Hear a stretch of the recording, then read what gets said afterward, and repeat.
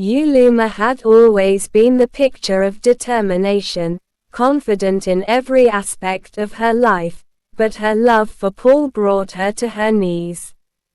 Though their relationship was strong, a deep struggle brewed within her. She had trouble affirming her status with Paul, especially given the lowly esteem in which he held himself. His family, however, seemed to radiate a warmth that Yuluma couldn't ignore. Their love for Paul was undeniable, and the bond they shared kept him close to her heart. No matter how much he downplayed his worth, she saw beyond that to a man who was strong, handsome, and deeply compassionate.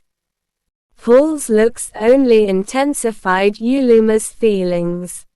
He looked strikingly similar to his twin brother Barnabas. Sometimes, it was so hard for her to tell the two apart, especially when they were together. But even in their shared resemblance, Paul had a distinct aura about him. Their love was passionate, a fire that neither of them could easily extinguish. Every time Yuluma looked into Paul's eyes, she felt a deep connection, like they were destined for each other. And it was clear to Paul, too. He reciprocated her love wholeheartedly. But as time passed, the weight of reality began to press down on Yuluma. Her work demanded more of her, and she was sent for a promotion course in another town. Though she was excited about the new opportunity, it only deepened her internal struggle. One day, while walking down the cobbled streets of the town, she met an old woman who seemed to have seen into her soul. The old woman told her cryptically, "You will marry very soon. An identical twin will be the one you marry." Quote. Yuluma was taken aback.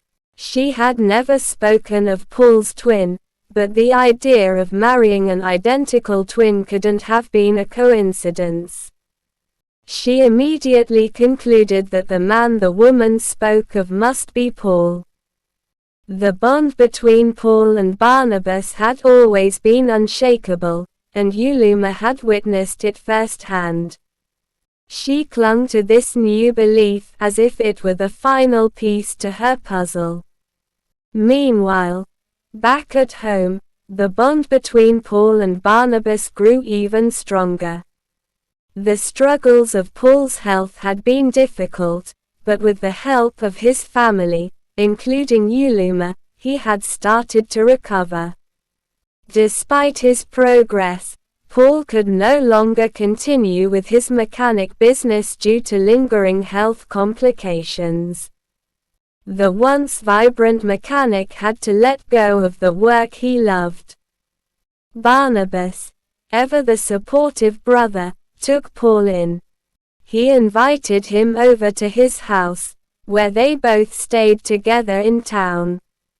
Barnabas became Paul's caregiver, ensuring that he took his medication and lived a stable life. The brothers had always been close, but in this new chapter, their bond was unbreakable. As time went on, Barnabas was sent on a business trip by his company to another town for a follow-up. He booked a hotel room and made arrangements for everything. Little did he know, fate had something strange in store. In that very hotel, he encountered Yuluma. As soon as he walked into the lobby, he spotted her at the reception desk. Yuluma turned around, and her eyes widened in surprise, recognizing him instantly. But Barnabas was caught off guard.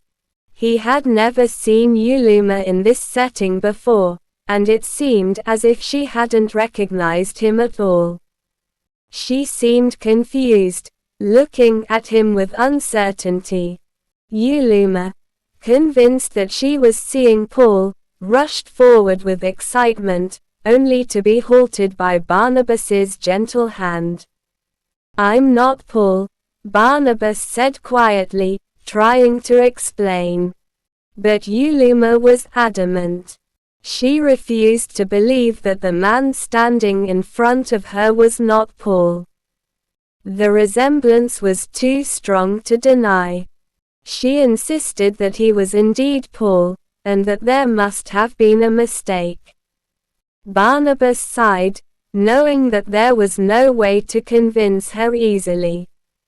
He tried explaining further, but Uluma was persistent.